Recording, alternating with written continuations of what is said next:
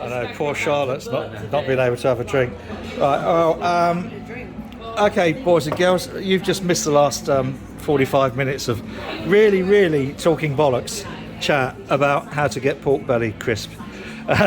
Which, if anyone knows, leave a comment down below. We'll save that for another video. In fact, we could have a whole video about experimenting with that, or we could just put a secret camera into number 5.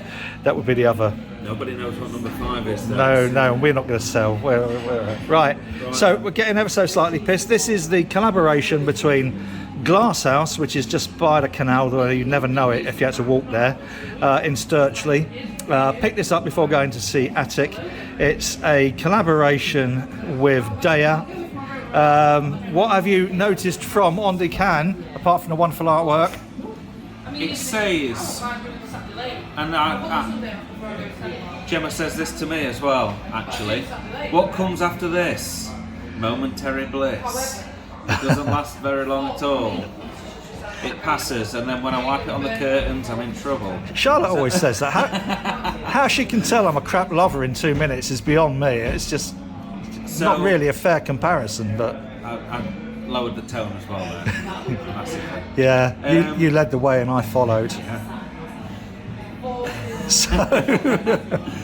So I was right behind you on that. Logo, you're right, go on. Which might not pick it up on, well, you should do with that machine that you've got in your hand there.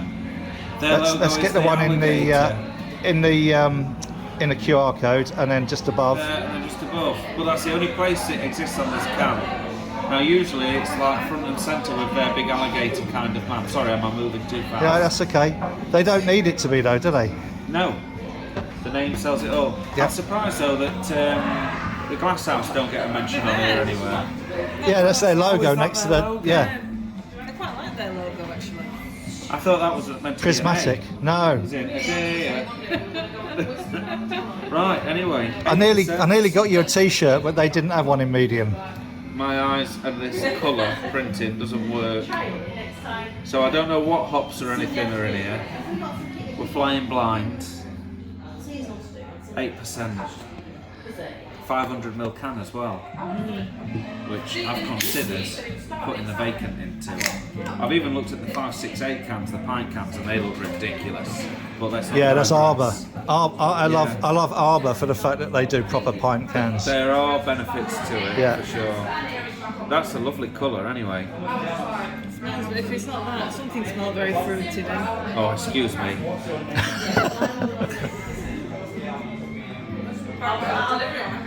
Right, I got the large glasses because of the size of the can, but I think maybe it was overkill. I almost continued to pour. Nearly went and put a full can in one pint glass there for a minute. Go on then, Martin, I'll let you off the pick. Well, I'll take the bigger one, then Charlotte can have a taster. Yeah. So, I know it's slightly uneven on that front. Oh, now that's what I like from craft ale. That nose, which is, that's my favourite. Sometimes you don't get that from particular hop combinations. There are certain breweries that kind of ping this aroma out. Vibrant Forest is definitely one of them. And it's just that fruity note. It's almost like stone fruit, like crossed with sherbet and I think it's probably slightly warmer than this pale to eye. drink it. Yeah, a little bit, but And I can't really it's strange you say that, because again, when I came back, I got these couple of beers from Richard Williams. Yeah, he's getting a mention, isn't he? Blimey. And one of them was a New England IPA that he'd popped in the box. Absolutely beautiful. I poured it. It was quite cold. I poured it, had a mouthful, and I had to go and do something else. I had to get something that I needed to email off for a report or some sort of like data. I can't fucking remember. I came back to it about 10 minutes later, 10, 15 minutes later, and it had warmed up a little bit. And just as I approached the glass, I got that aroma, I got that bouquet, that really powerful fruit. I don't know, I'm never too sure what stone fruit actually means, the true definition of stone fruit. I think kind of the aroma of fresh. Well, we had a plum tree in the garden when we was growing up, Right. and we climbed it all year just waiting for the fruit to ripen. So, Okay. and you could smell when they're ready. It was a Victoria plum. Right. It used to break its branches every year with that much fruit, but honestly, we ate that stuff till it came out of us in droves. And that's how you would class a stone fruit, I yeah? said stone fruit is like plums Okay. and apricots. And I see. I was wondering about apricots and yes, and yeah, Cherries even Yeah. a stone fruit. right. I wouldn't class the cherries in that though. I'd say I'd be more dark foresty style with cherries. Yeah. Cherries. Black and- Forest Gatto type. Yeah, but I'd say Yeah. Black Forest is a good way of Yeah. kind of. No, but I was saying categorising. cherries are a stone fruit. I didn't say Definitely. that tasted stone cherries. But, This has You're definitely got what I very often find with Daya beers. It's got that very, very hits you on the nose. It's like that almost punches you in the face with this fruitiness, this depth of floral fruitiness, and it's like a big fruit salad squished up into a glass, which has got alcohol in it as well, Does it 8%. have that dank note though. No, it's not at all cannabisy. Like I get with Simcoe dark stone fruits, but I get dank with it. This is missing the dank, which Yeah. is a good thing for this This style or this beer. It's more fresh, I think. You know. does it say what hops are in here? can't Did- read did- it now, it's completely illegible. All right. It's too small. I'm wondering whether it's always got like a. Either way, it's wonderful. It is lovely. Lots of barley and spelt. Contains gluten. It's got spelt in it. I don't think it says, because I can't read it if it does. Whether what the hops are or anything like that.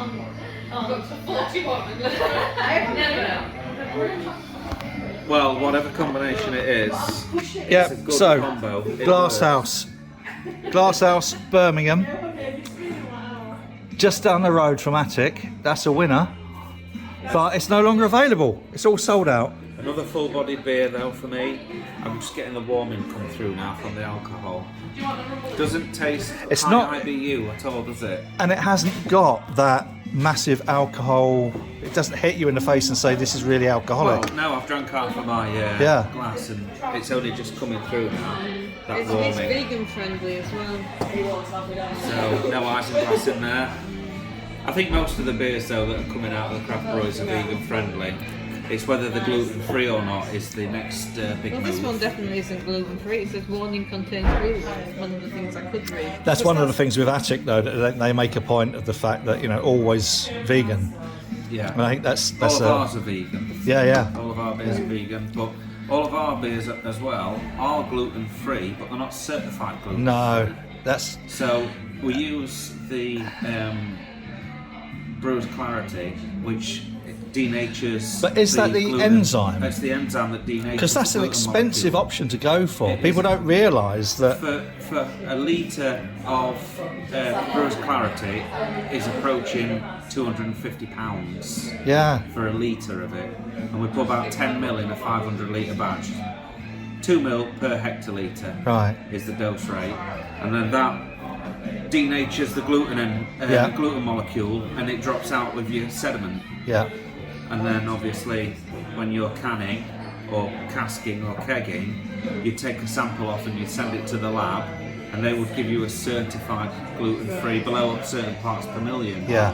We don't send it off because we're not advertising it as gluten-free. Yeah. But I know Well- that's how like Shiny Brewery do it. All the other guys, they use Well, that. Triple additive. Point in Sheffield, they do it as well. They don't have their own canning line. They have those that can who come in to do their canning. And just before they can, they send a sample off to be analysed to make sure. And they once had to delay about 3 or 4 hours of canning until they got the result back. So it can be expensive in a number of different ways. Cheers, Tom. Cheers, Tom, Matt. See you, mate. People from the kitchen, they are the most important people in here at the moment. Well, sort of. 10 minutes ago. Yeah, definitely. they were. And so, the extra work involved in making a beer gluten-free or deglutenizing beer is both expensive and potentially costly if you get a result back that doesn't suit you. You know, you could end up with 1,500 litres that you can't can. Only if you're marketing your beer as gluten-free, though. But they do. All of their cans So, have.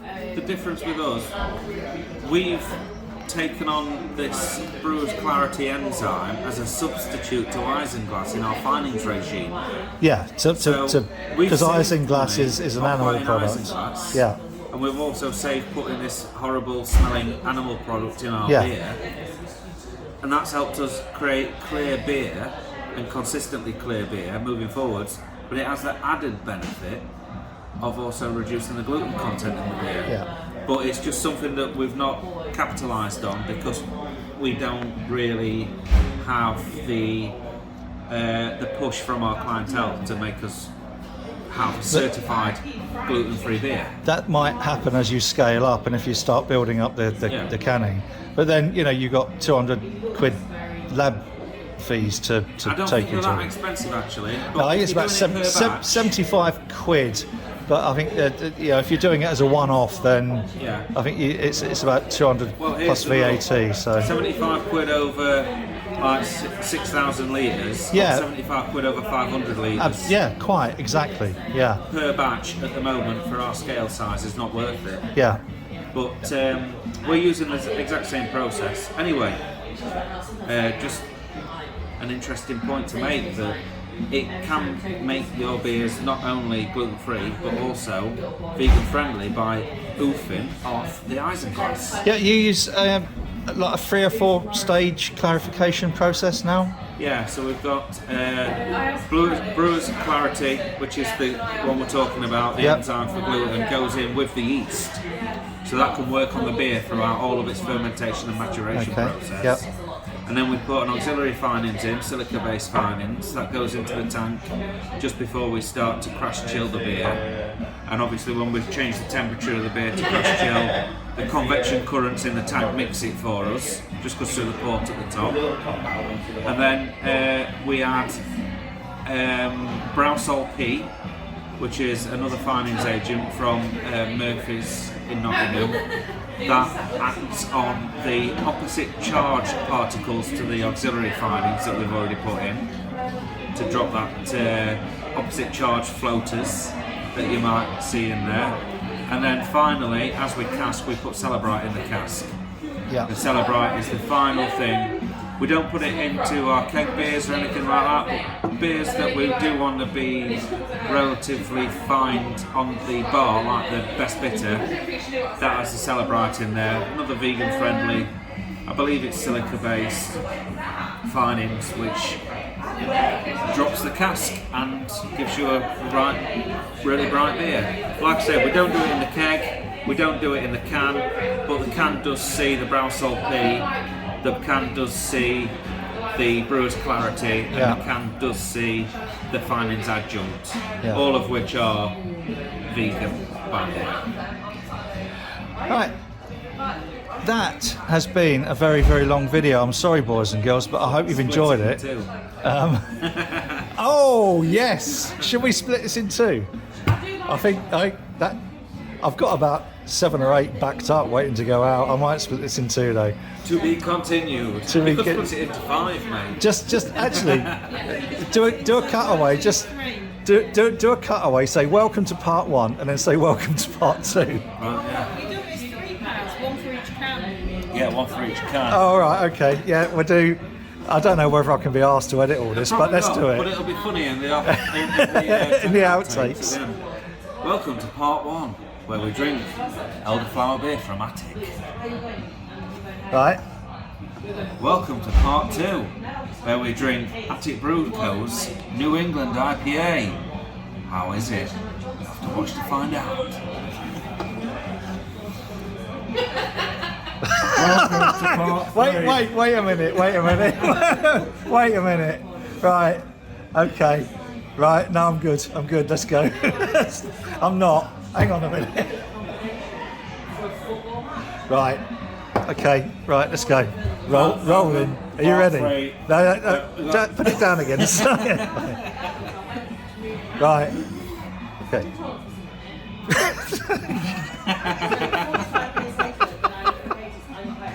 No, stop. That's the intro for part 3 there, isn't it? Grow up. Right, ready? Are you ready? Absolutely. Okay. Welcome to the BBC. Part 3.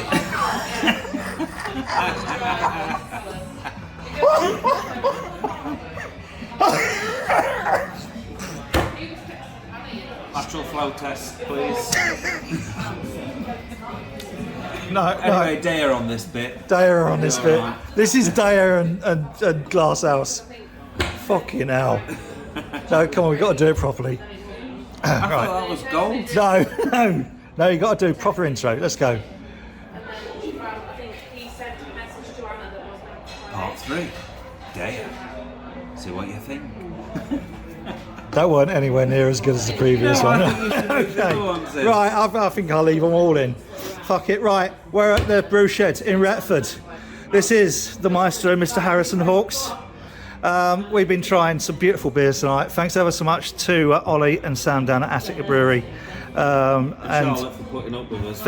for Charlotte, who has not had a drink tonight. Poor thing, although I will make it up to her tomorrow, get her really drunk when we go back to the boat.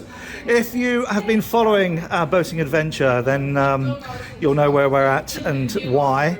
If you haven't, then follow it. There's only probably about 30 videos of about an hour long, so you could lose a week of your life. Until next time, Chris, cheers, dude. As always great to be back at the brew shed. I'll put a link below where you can buy some of Chris's wonderful stuff. I'll also put a link below where you can buy some of Sam and Ollie's wonderful beers from Attic. Everybody, thank you for watching this rubbish. If you like this, please feel free to subscribe to the channel. If you click like, it tells YouTube to do something or other. And there's something about a bell that I can't be asked to think about right now. Chris, cheers, mate. Until next time. Thankful Bye. that's over.